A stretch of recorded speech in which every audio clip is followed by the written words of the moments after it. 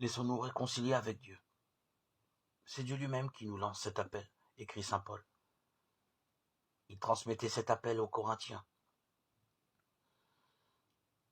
Il s'agit en fait d'entrer dans le grand mouvement de réconciliation par lequel Dieu renouvelle sa création.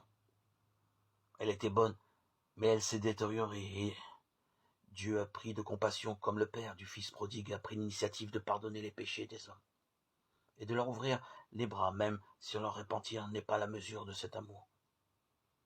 Dans la parabole, le Fils prodigue revient en adoptant un profil bas, celui d'un serviteur qui, comme tout serviteur chez son Père, reçoit de quoi vivre. Mais s'il revient, s'il se convertit, ce n'est pas par égard pour son Père, c'est pour retrouver à manger. Malgré cette motivation terre à terre, le Père n'écoute que sa tendresse. Sans même demander des excuses, il accueille son Fils, comme tel, avec magnificence.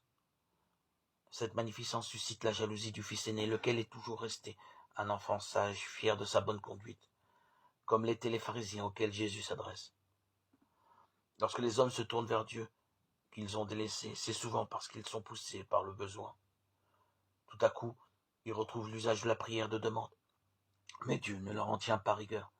Il a pris l'initiative de se réconcilier avec lui en son Fils unique Jésus. Celui-ci a été identifié au péché des hommes. C'est en lui que nous devenons justes de la justice même de Dieu, sans aucun mérite de notre part.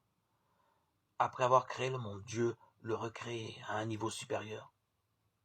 Désormais, tous les hommes de serviteurs qu'ils étaient peuvent devenir dans le Fils unique des fils adoptifs, membres de la famille de Dieu. Le Père ne cesse de leur ouvrir les bras.